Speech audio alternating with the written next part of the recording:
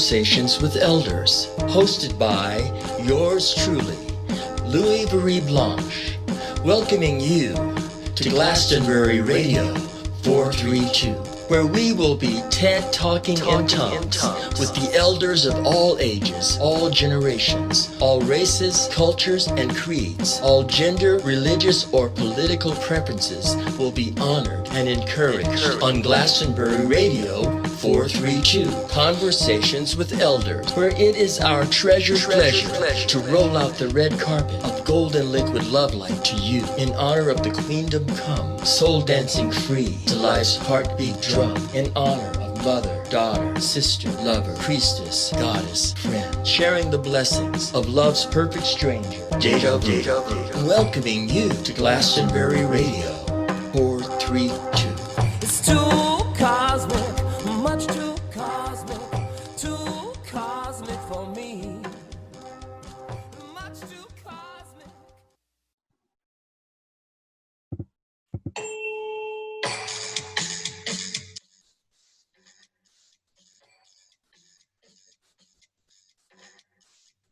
Hola, aho, hello, Conversations with Elders, hosted by yours truly, Louis Marie Blanche, welcoming you to Glastonbury Radio 432, where we will be TED Talking in tongues with the elders of all ages, all generations, all races, cultures, and creeds. All gender, religious, or political preferences will be honored and encouraged on Glastonbury Radio 432, Conversations with Elders, where it is our treasured pleasure to roll out the red carpet of golden liquid love light to you in honor of the Queendom Come, soul dancing free to life's heartbeat drum, in honor of mother, daughter, sister, lover, priestess, goddess, friend, sharing the blessings of love's perfect stranger, Deja Vu, welcoming you to Glastonbury Radio 432. It's too cosmic, much too cosmic for me. Much too cosmic.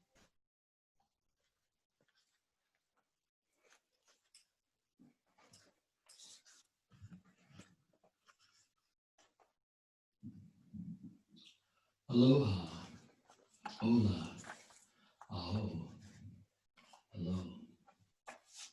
We are returning to Conversations with Elders.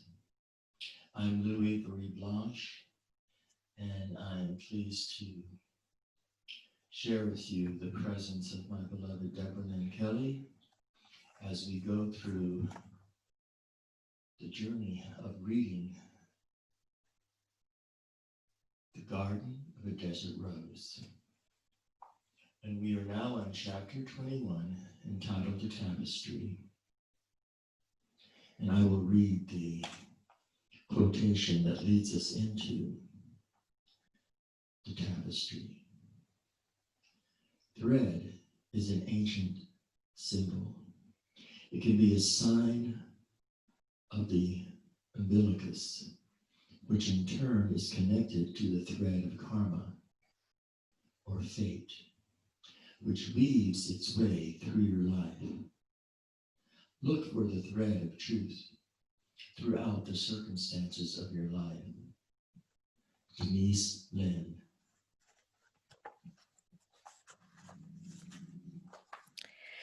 At the brilliant white light, as the brilliant white light began to fade, Lenny saw the tapestry hanging suspended in midair, about 8 feet high and 10 feet wide.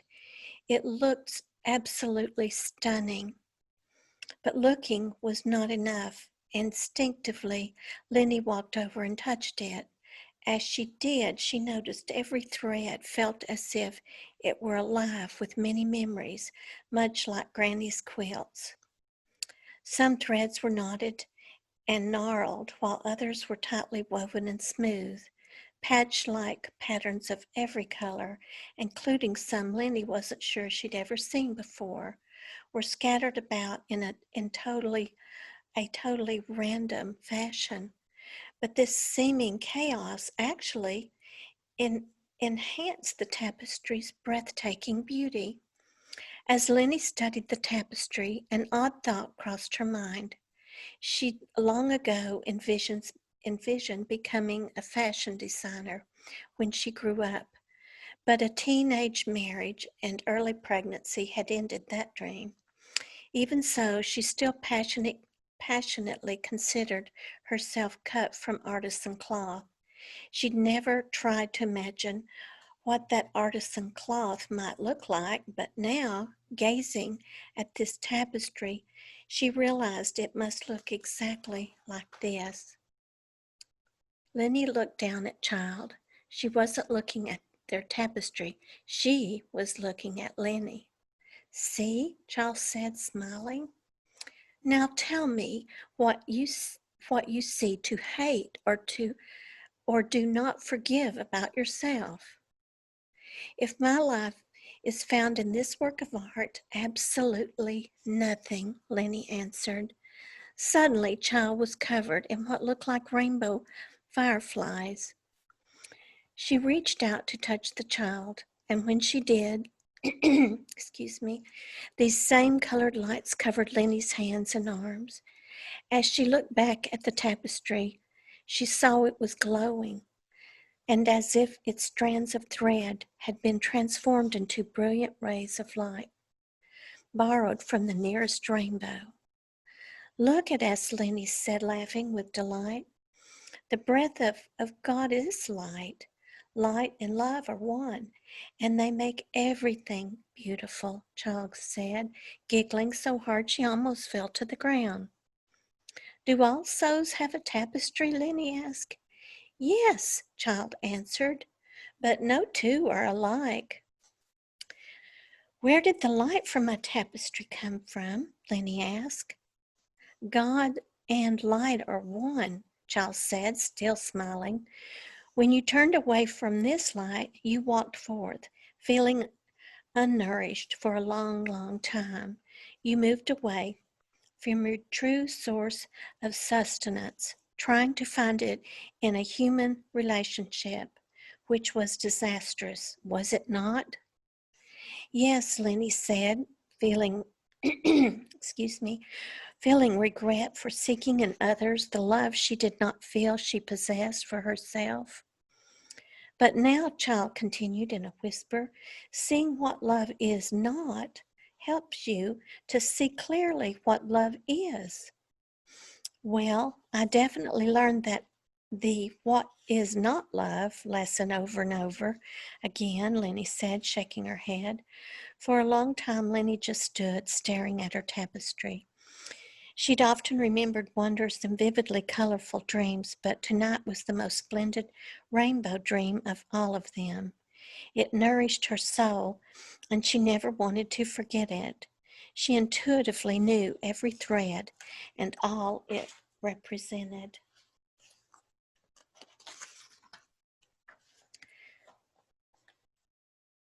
When you were small, Child said, smiling up at Lenny, you drew black lines around all your colors.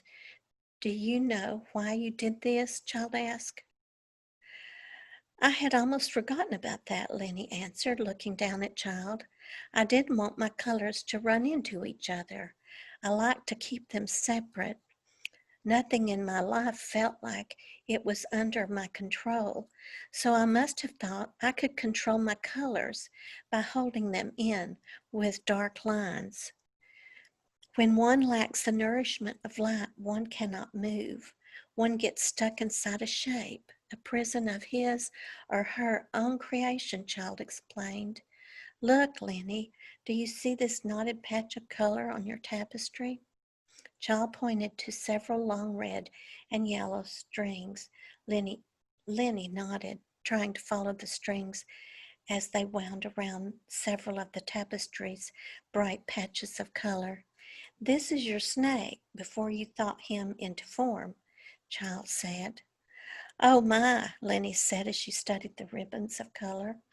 She immediately recognized the energy attached to these threads of light. But she did not hate the threads of the tapestry as she had hated holding the neck of her angry snake.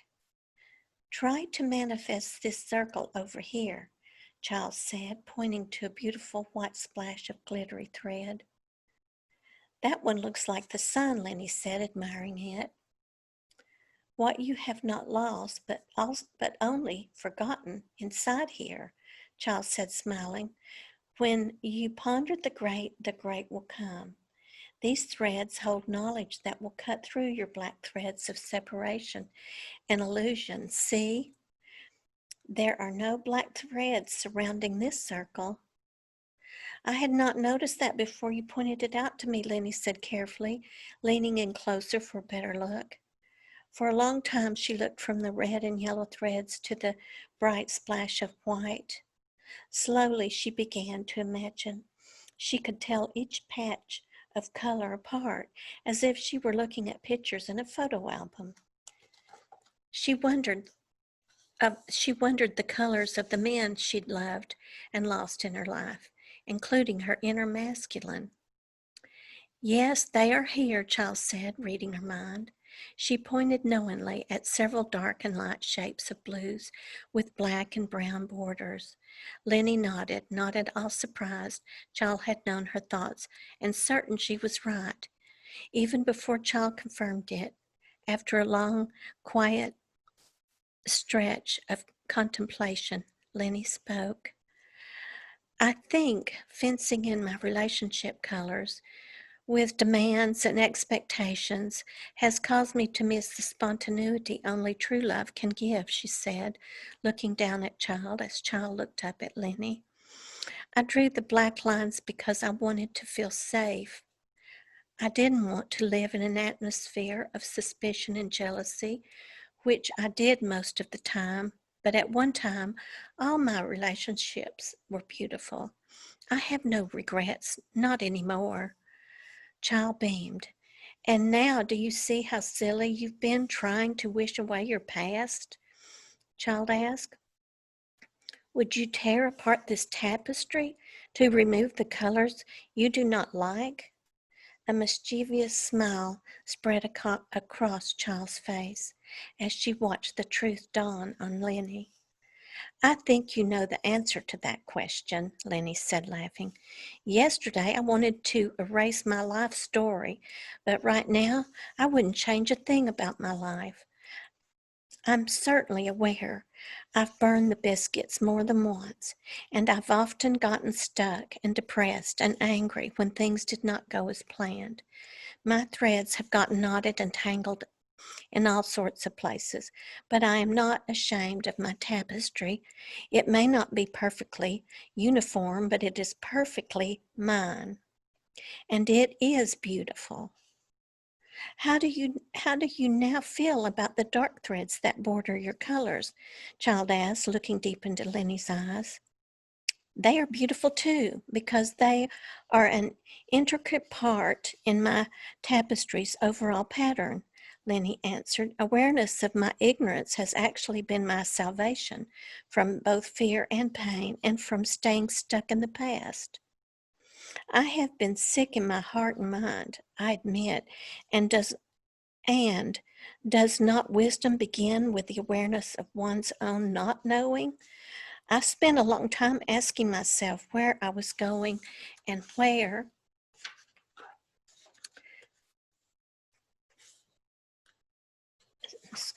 lost my place, and where is my path to greater self-realization, and how could I find it? So many questions are wordlessly being answered as I merge into this richly colored tapestry of both bright and dark places where I've lived. Emotion suddenly overcame Lenny, and she could no longer speak. Child patted Lenny's hand in understanding, and Lenny reached out to hold Child's hand in hers. But she did not hold them for long. Child soon, jumping up and down, began to dance. She circled round and round Lenny, kicking up her legs. Lenny got up and joined her. They held hands and made up silly dance steps. After several minutes of spinning and kicking, Child stopped to catch her breath. Why did you stop dancing? Lenny asked, also panting. Did you not hear music? Child asked. Lenny had only heard laughter, thinking it was their own, but as she stood in silence, she heard what sounded like the haunting melody that Elizabeth's dancing doll music box had been playing the night before. Does this melody have a name? Lenny asked. Not yet, but you can give it one, Child answered. Then let's call it our Dancing in Heaven song, Lenny said with a laugh. I like to keep things simple as possible. I know, Child said, laughing in response. Holding tight to Lenny's hand, she danced her across the sand, back to the tapestry. Then Child fell to the ground, and Lenny joined her. Let's make sand angels, Child said with a grin. Lenny laughed. She lay back against the sand of her dream and then fanned her legs and arms back and forth, leaving the impression of a skirt and wings in the sand. Child did the same. We're making pictures for White Angel. See? Child said, pointing above their heads. She is looking down at us right now. Lenny gazed upward, expecting to see her bargain topper angel with the cracked foot, but as before, when Child first showed her the tapestry, all Lenny could see was the flash of white light so bright it seemed to her it should have hurt her eyes, but it didn't. I can't see her, Lenny said with a sigh. Her light is too bright for my eyes. Is she beautiful? Yes, she's very beautiful, answered Child. She wants me to read you your life story so your grown-up eyes can see it with simple child eyes. Does our story, have a happy ending? Lenny asked. I hope so, but it hasn't ended yet. You are still writing it, silly, Child responded. Lenny kissed the top of Child's head, as she had often kissed Elizabeth. When she did so, she smelled baby powder and thought of Color, her unicorn. You smell like Color, she whispered, looking down on her own innocence. In the kingdom of heaven, all things are new, Child said with a giggle. I too feel renewed, Lenny said, hugging Child close to her chest. Without saying a word, Child stood up, tiptoed to the tapestry. She touched it, and then she walked back to Lenny, carrying a book with a black cover and gold lettering. The book's binding was stitched together with long, curly, rainbow-colored ribbons. Child sat down and began twisting one of the ribbons around and around her right pointer finger. Sitting beside her, Lenny noticed an angel on the cover of the book. The drawings reminded her of Elizabeth's artwork. Lenny sat for what seemed a long time, waiting for Child to open the book.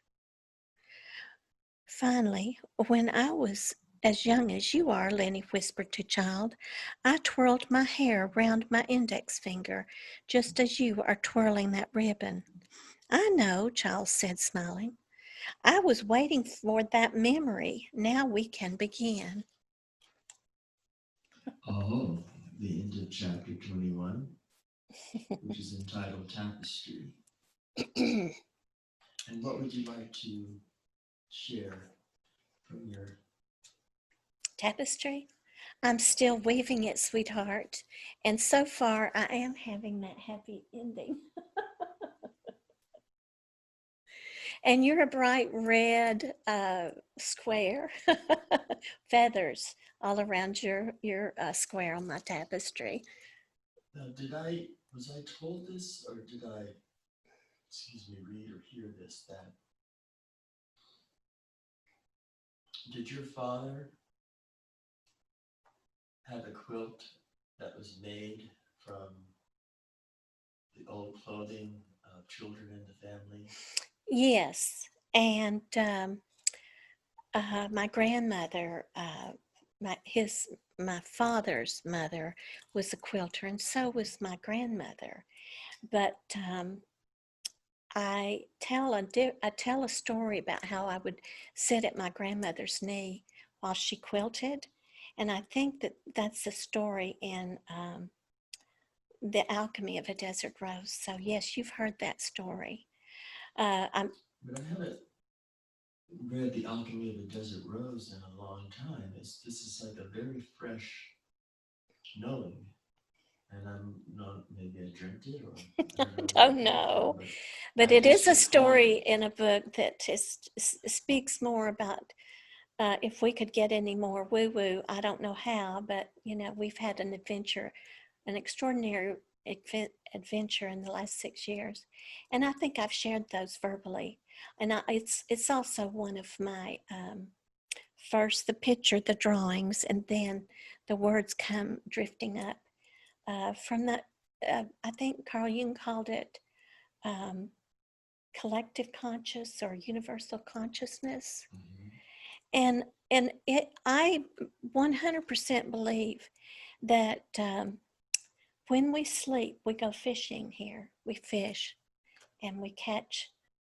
I get a lot of picture images, postcards, and then if I ask my angels and guides the next day, what does this dream I had yesterday or the day before mean? And a lot of times I get nothing, but a book will just, like you love to say, fall in my hand and explain it, or a scripture or a quote from a spiritual guru type teacher that's just, they're out there, wonderful teachers out there.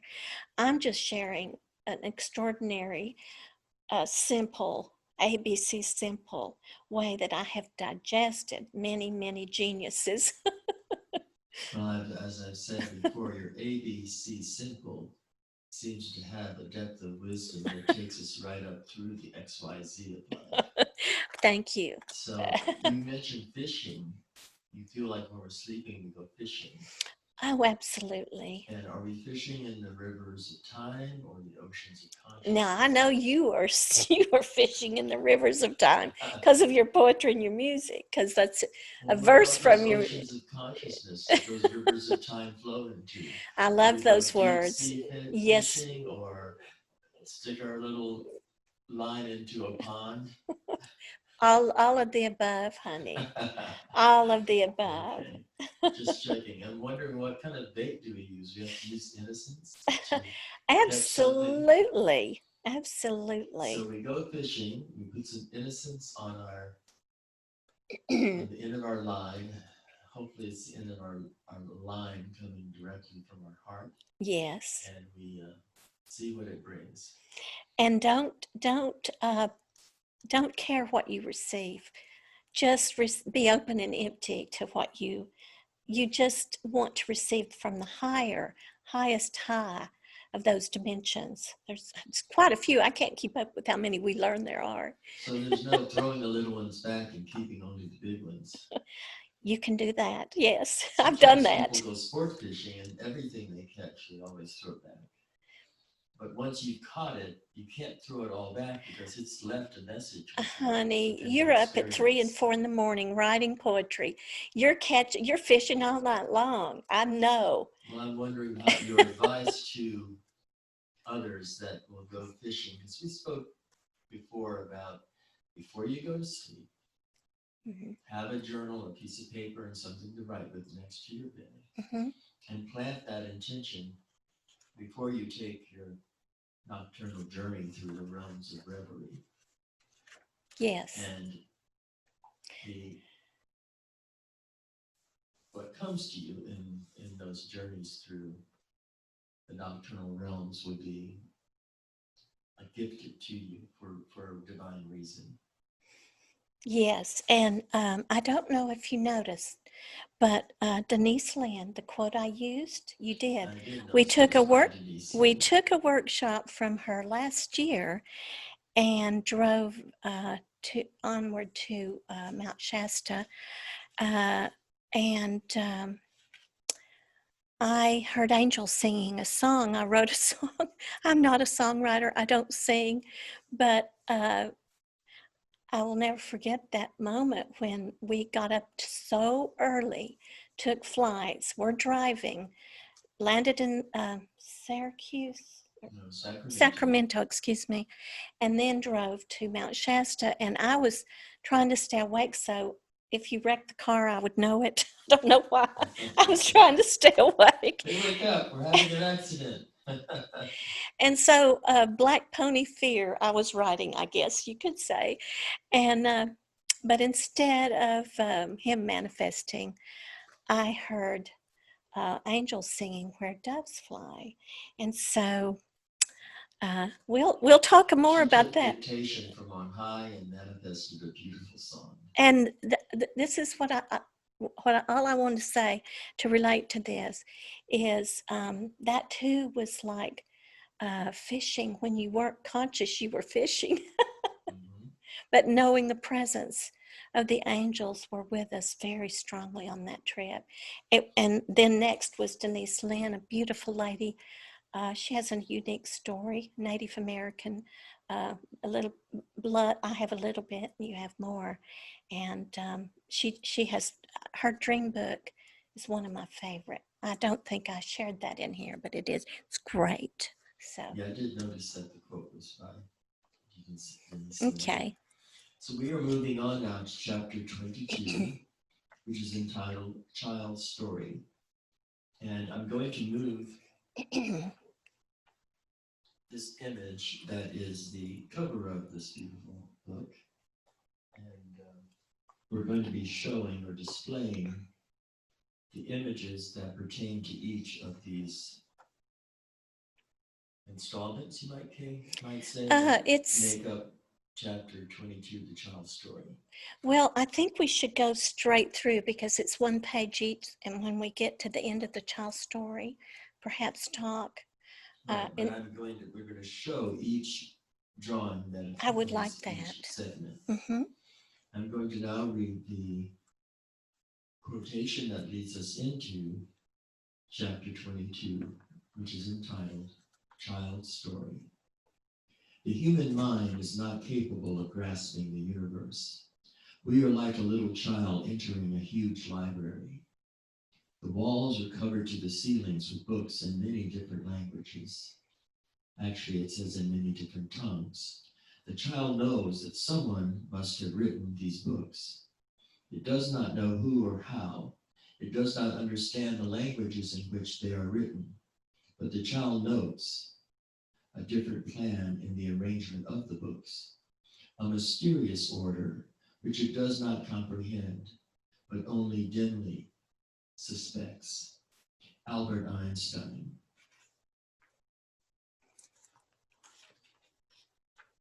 First beginnings. Heavenly lights twinkled bright as I woke. Yes, you can turn that, honey. How glad I am to see White Angel's smiling face. Smile, smile, smile, her ivory voice exclaimed. Today is your day to begin a new life. You are going on a journey, but will leave my arms not?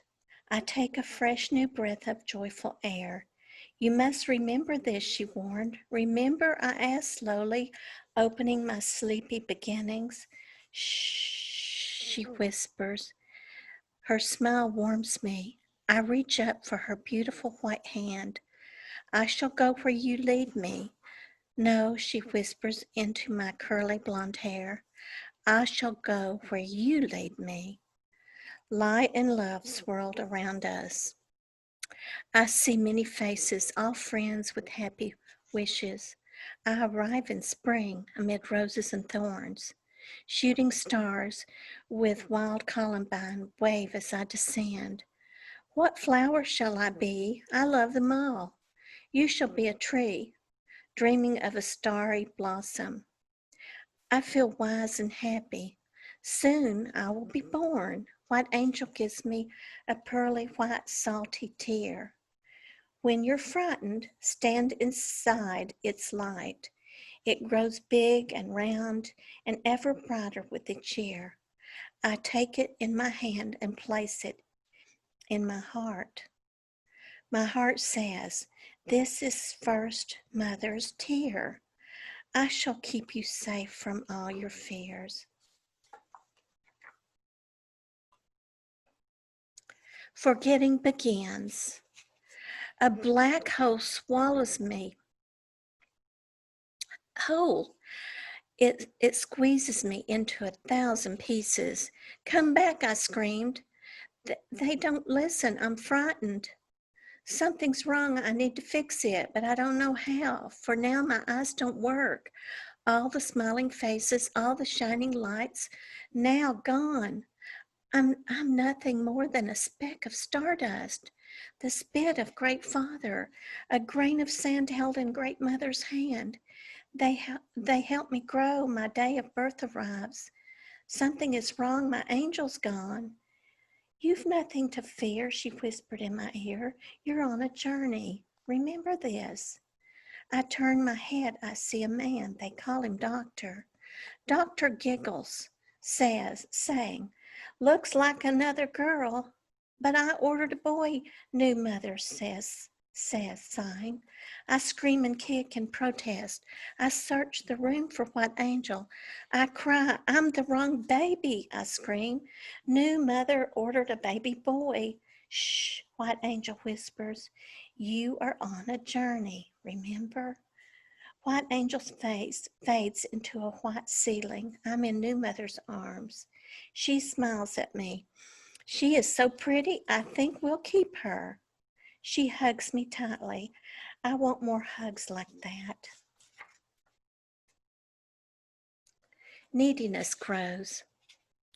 Mother and Daddy take me home. It didn't look like home, but I am wise. I remember I am on a journey. I felt wet, cold, hungry. I speak, but no one listens to the words I think in my head. I kick and cry. Then I kick and reach and cry. New mother brings me warm milk, dry clothes, and hugs. I am happy again. I must indeed be wise.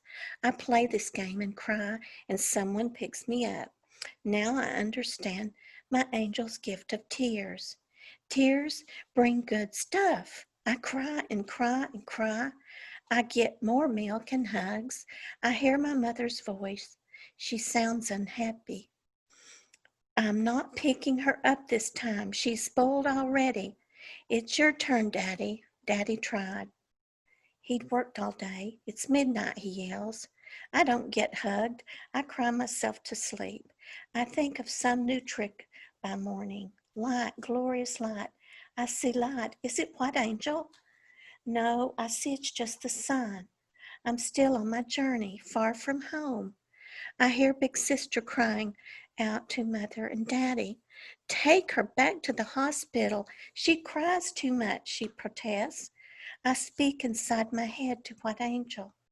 She just smiles back at me. She hasn't spoken a word since my birth. I wonder why not. Maybe because I'm spoiled and loud, or even worse, a girl. I cry and cry and cry. And at that point, we will take a pause for the cause, and we'll be returning with Goodbye Friends, Hello Fear.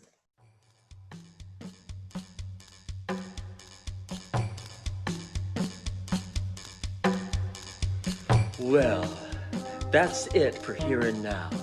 But until we meet again, this has been Louis Blanche thanking you for listening to Conversations with Elders on Glastonbury Radio 432.